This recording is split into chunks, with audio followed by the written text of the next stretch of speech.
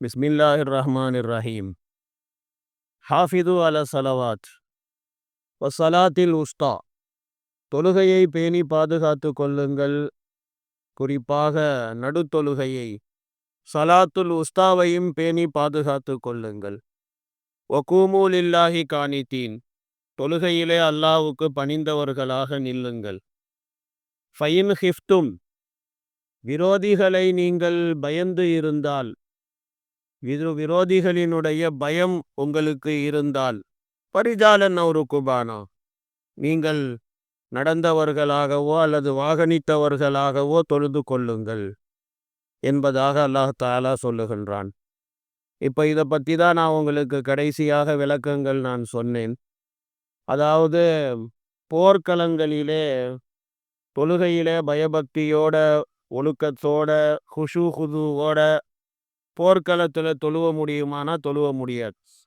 So அதனால் போர்க்களத்திலே எப்படி தொழுக வேண்டும் அப்படிங்கிறத நமக்கு அல்லாஹ் ரப்புல் ஆலமீன் இந்த ஆயத்தின் மூலமாக அல்லாஹ் தஆலா வழிகாட்டினான்.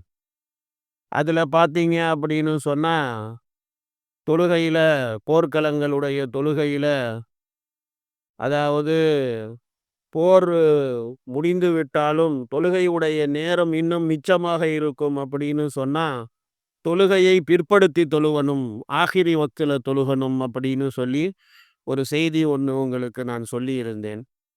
அது சம்பந்தமான ஒரு சில ஆதாரங்களை பார்க்கலாம்.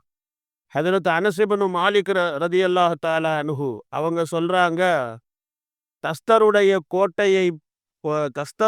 கோட்டையினுடைய ஒரு யுத்தம் நிகழ்ந்தது. அந்த யுத்தத்துடைய நேரத்தில் நானும் அந்த அந்த படை வீரர்களிலே ஒருவனாக இருந்தேன். காலையில் சுபுஹ் சாதிகுடைய நேரத்தில் எல்லாம் போர் ஆரம்பமாயிருச்சு. போர் ரொம்ப மும்முரமாக நடந்து கொண்டு இருந்தது. எங்களால் தொழுவவே முடியலை. காலையில் ஃபஜ்ரு தொழுக முடியாமல் போயிருச்சு. எந்த அளவுக்கு அப்படின்னு சொன்னால், வானம் வெளுத்து விட்டது.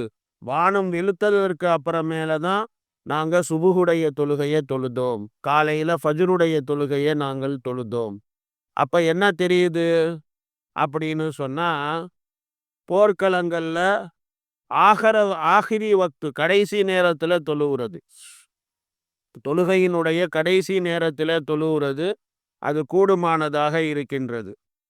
ஹதரத் அனஸ் ரலியல்லாஹு தஆலா அன்ஹு அவங்க சொல்றாங்க, ஒரு நேர தொழுகை எனக்கு ஒரு நேர தொழுகைக்கு பகரமாக எனக்கு இந்த உலகத்தில் உள்ள எல்லா பொருளுமே கிடைக்கிறத விட எனக்கு அந்த ஒரு தொழுகை கிடைக்கிறது தான் சந்தோஷமானது. அந்த ஒரு தொழுகையை விட்டால் எல்லாமே கிடைக்கும்னு சொன்னால் கூட எனக்கு சந்தோஷம் இல்லை அப்படின்னு சொல்லி, இப்படி அந்த ரிவாயத்தில் அனஸ் இப்னு மாலிக் ரலியல்லாஹு தஆலா அன்ஹு அவர்கள் இப்படி சொல்றாங்க. இந்த ரிவாயத்தை சொன்னதற்கு அப்புறமேல இமாமுல் முஹத்திஸீன், இமாம் புகாரி ரஹ்மத்துல்லாஹி அலைஹி அவர்கள் அவங்க இந்த ஹதீஸை கொண்டு ஆதாரம் பிடித்து அவங்க சொல்றாங்க, போர்க்களங்களில் ஆகிரி வக்தில் கடைசி நேரத்தில் தொழுது கொள்ளலாம். அதே மாதிரி அவங்க இன்னும் ஒரு சில ஆதாரங்களை சொல்றாங்க. அகல் யுத்தம் நடந்த பொழுது சூரியன் மறைகின்ற வரையிலும் நாயம் ஸல்லல்லாஹு அலைஹி வஸல்லம் அவர்கள் அஸருடைய தொழுகையை பிற்படுத்தினாங்க. சூரியன் மறைகிற நேரம் ஆயிருச்சு, அது வரையிலும் அஸருடைய தொழுகையை அகல் யுத்தத்தில் தொழுகலை. அப்புறமேல தான் தொழுதாங்க கடைசி நேரத்தில். அதே மாதிரி இன்னொரு ஹதீஸில் சொல்லப்பட்டு இருக்கிறது, பெருமானார் ஸல்லல்லாஹு அலைஹி வஸல்லம் அவர்கள் சஹாபாக்களுடைய ஒரு ஜமாத்தை பனு குறைதாவுக்கு அனுப்பி வச்சாங்க. பனு குறைதாவுக்கு அனுப்பி வைக்கும்போது சொன்னாங்க, நீங்கள் பனு குறைதாவில் போய் தான் நீங்கள் அஸருடைய தொழுகையை தொழுவணும்னு சொன்னாங்க. ஆனால் பாதையிலேயே அஸருடைய நேரம் வந்துருச்சு போகிறப்போ. அப்போ சில பேர் என்ன செஞ்சாங்க அப்படின்னு சொன்னால், நேரம் வந்துருச்சுன்னு அங்கேயே தொழுதுக்கிட்டாங்க. அவங்க என்ன சொன்னாங்கன்னா, நாயகம் ஸல்லல்லாஹு அலைஹி வஸல்லம் நீங்கள் தொழுவாதீங்கன்னு சொல்லலை, ரசூலுல்லாஹ் சொன்ன நோக்கம் என்ன அப்படின்னு சொன்னால், சீக்கிரமாக அஸர் தொழுகைக்குள்ளார நீங்கள் அங்கே போயிருங்க, பனு குறைதாவுக்கு போயிருங்க அப்படிங்கிறதான் ரசூலுல்லாஹ் சொன்னாங்க. தொழுக வேணான்லாம் சொல்லலையே அப்படின்னு தொழுதுக்கிட்டாங்க சில பேர். சில சஹாபாக்கள் அவங்க தொழுவலை. அவங்க என்ன சொன்னாங்க, ரசூலுல்லாஹ் பனு குறைதால போய்த்தான் தொழுவ சொன்னாங்க, அதனால் நாங்கள் இங்கே தொழுவ மாட்டோம் அப்படின்னு சொல்லி பனு குறைதால போய் தான் தொழுதாங்க. ஆனால் அந்த நேரம்லாம் பார்த்தீங்கன்னா சூரியன் மறைய ஆரம்பிச்சிருச்சு. அந்த நேரத்துல தான் அவங்க போய் அசருடைய தொழுகையை தொழுதாங்க. அவங்க தொழுகை நிறைவேற்றினாங்க. நாயம் ஸல்லல்லாஹு அலைஹி வஸல்லம் அவர்களுக்கு இந்த செய்தி சொல்லப்பட்டுச்சு. இந்த மாதிரி சஹாபாக்கள்ல கொஞ்சம் பேர் நடுவுல தொழுதுகிட்டாங்க, கொஞ்சம் பேர் அங்க பனு குறைதால போய் தொழுதாங்க அப்படின்னு சொல்லி இப்படி சொல்லப்பட்டுச்சு. அப்போ பெருமானார் ஸல்லல்லாஹு அலைஹி வஸல்லம் அவர்கள் முன்னால தொழுதவங்களையும் ஒன்றும் சொல்லல, பின்னால தொழுதவங்களையும் நாயம் ஸல்லல்லாஹு அலைஹி வஸல்லம் கடிந்து கொள்ளவும் இல்லை, யாரையும் ஒன்றும் சொல்லவே இல்லை. அப்போ இந்த இந்த ரிவாயத்தை இமாம் புகாரி ரஹ்மத்துல்லாஹி அலைஹி அவர்கள் தன்னுடைய கிதாபுல கொண்டு வந்து, இமாம் புகாரி ரஹ்மத்துல்லாஹி அலைஹி அவர்கள் இந்த மசாயிலை சொல்லுகிறார்கள்.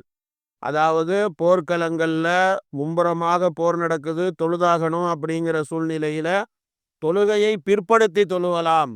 தொழுகையே போயிட நேரம் போற அளவுக்கு கிடையாது, அந்த நேரத்துக்குள்ளார பிற்படுத்தி ஆஹிரி வக்துல அதை தொழுது கொள்ளலாம் அப்படின்னு இமாம் புகாரி அவர்கள் கூறுகிறார்கள்.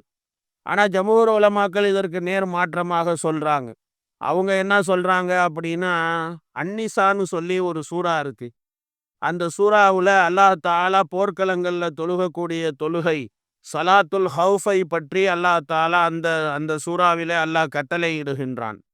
ஸோ எந்த தொழுகையை பற்றி ஷரியத்து சொல்லிவிட்டதோ, ஹதீஸிலே அதனுடைய முறைகள் வந்து விட்டதோ, இதெல்லாம் பார்த்தீங்கன்னா அகல் யுத்தத்துக்கு பின்னால நடந்த விஷயம்தான் இது எல்லாமே.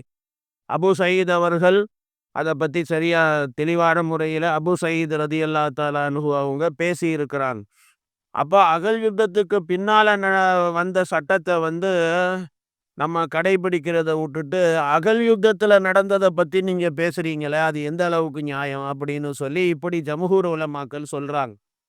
ஆனால் இமாம் புகாரி அவர்கள், இமாம் மக்ஹூல் அவர்கள், இமாம் ஔசாயி அவர்கள் இவங்க அதற்கு என்ன பதில் சொல்றாங்க அப்படின்னு சொன்னா, அதாவது சலாத்துல் ஹவுஃபுடைய சட்டம் நீங்க சொல்ற மாதிரி அகல் யுத்தத்துக்கு அப்புறமேல இறங்கின சட்டம்தான்.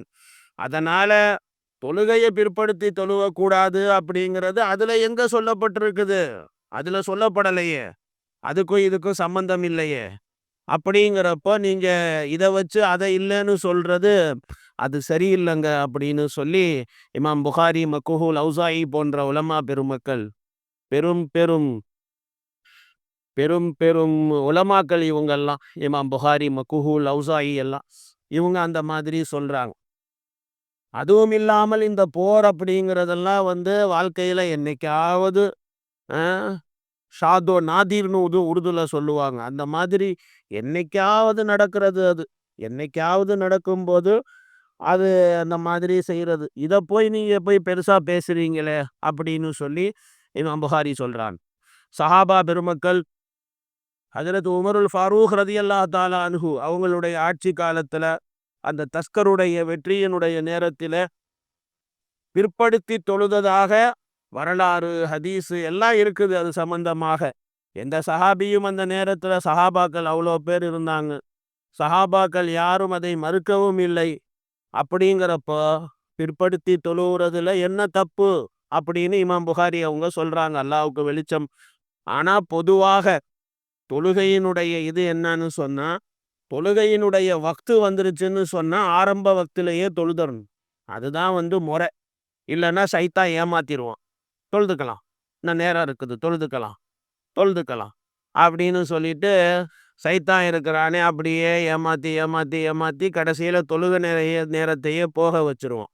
அதனால அந்த மாதிரி செய்யக்கூடாது. பொதுவான நேரங்கள்ல அவ்வல் வக்துல தொழுகிறது தான் சிறப்புக்குரியது. போர்க்களங்கள்ல எப்படி தொழுவணும் அப்படிங்கிறத பற்றி தான் இமாம் புகாரி அவர்கள் இப்படி சொல்கிறாங்க. பொதுவான நேரத்தில் எப்படிங்க தொழுவணும்னு இமாம் புகாரி கிட்ட கேட்டால் கூட இமாம் புகாரி அதான் சொல்லுவாங்க. அவ்வல் வக்துமே நமாஸ் படோ, மொதல் வக்தில் தொழுவு, வக்த ஆரம்பித்த உடனே தொழுவு அப்படி சொல்லி தான் அவங்களும் சொல்லுவாங்க. பிறகு அல்லாஹ் தாலா இந்த விஷயத்தை எல்லாம் அல்லாஹ் தாலா சொல்லிவிட்டு, சாதாரணமாக நார்மலான நேரத்தில் எப்படி தொழுவணும்னா வக்கூமு லில்லாஹி காணித்தி, தொழுகையில் அல்லாஹ்வுக்கு பணிஞ்சவங்களாக நில்லுங்கன்னு சொல்லிட்டு, அல்லாஹ் அதுக்கப்புறம் போர்க்களங்கள்ல தொழுவும் போது ஃபரிஜாலன் அவு ருக்குபானா, நீங்க வந்து வாகனத்திலோ அல்லது நடந்தவர்களாகவோ தொழுது கொள்ளுங்கள் அப்படின்னு சொல்லிட்டான். அடுத்து அல்லாஹ் தாலா என்ன சொல்றான், ஃபைஸா அமின்தும், நீங்கள் அந்த பயத்திலே இருந்து நீங்கள் அபயம் பெற்று விட்டால் அதுக்கப்புறமும் நீங்க இந்த சேட்டையை பண்ணக்கூடாது. போர்க்களத்துல தொழுகிறது வேற விஷயம், அது வேற சமாச்சாரம். அதெல்லாம் உங்களுக்கு அந்த அந்த பிரச்சனை முடிஞ்சு போச்சு அப்படின்னு சொன்னா அதுக்கப்புறம் நீங்க ஃபஸ்குருல்லாஹ கமா அல்லமக்கும் மாலம் தகூனு தாலமூன், எதை நீங்கள் அறியாமல் இருந்தீர்களோ அதை உங்களுக்கு அவன் கற்றுக் கொடுத்ததை போல அல்லாஹ்வை நினைவு கூறுங்க. அதாவது நார்மலா எப்படி பயபக்தியோட எந்த விதமான ஒரு உலக ஈடுபாடும் இல்லாமல் நீங்க எப்படி தொழுவீர்களோ அந்த மாதிரி தான் நார்மல் டைம்ல நீங்க தொழுகணும் அப்படின்னு சொல்லி இப்படி அல்லாஹ் தாலா சொல்லுகின்றான். அதாவது நீங்கள் அச்சத்திலே இருந்து அபயம் பெற்று விட்டால் அல்லாஹ் நார்மலாக தொழுகிறது எப்படின்னு அல்லாஹ் உங்களுக்கு என்ன கட்டளை இட்டானோ அதன்படிக்கு நீங்கள் தொழுவுங்கள். பயபக்தியோடு பணிவோடு தன்னைத்தானே இயலாதவர்களாக கருதி அல்லாஹ் தாலா இடத்தில் பணிந்தவர்களாக நீங்கள் தொழுகையை நிறைவேற்ற வேண்டும். எப்படியாக உங்களுக்கு ஈமானுடைய பாதையை அல்லாஹ் காட்டினான், அறியாமையிலே இருந்து இல்மை அல்லாஹ் உங்களுக்கு கொடுத்தான். நீங்க என்ன செய்யணும் அப்படின்னு சொன்னா நிம்மதியான முறையிலே அல்லாஹ்வுக்கு நன்றி செலுத்தக்கூடியவர்களாக இருக்க வேண்டும். அதாவது சலாத்துல் ஹவுஃபு போர்க்களத்தில் தொழுகக்கூடிய தொழுக. அந்த நேரம் முடிஞ்சிருச்சு, போருடைய நேரம்லாம் முடிஞ்சிருச்சு, நார்மல் டைம்ல நீங்க இருக்கிறீங்க அப்படின்னு சொன்னா நீங்க எப்பயும் தொழுகிற மாதிரி நீங்க பயபக்தியோட தொழுகணும் அப்படின்னு அல்லாஹ் தாலா கட்டளை இடுகிறான். இன்னும் ஒரு ஆயத்துல அல்லாஹ் தாலா சொல்லும் போது தொழுகை என்பது இருக்கிறதே மூமின்களுக்கு நேரம் குறிக்கப்பட்டதாக இருக்கிறது. இன்ன ஸலாத்த கானத் அலல் மூமினீன கிதாபம் மௌகூதா, மூமின்களுக்கு தொழுகை நேரம் குறிக்கப்பட்டது. கரெக்டா அந்த நேரத்துல தான் தொழுவணும். நேரத்தை பிற்படுத்தி தொழுவுறதுக்கெல்லாம் மார்க்கம் அனுமதிக்கல.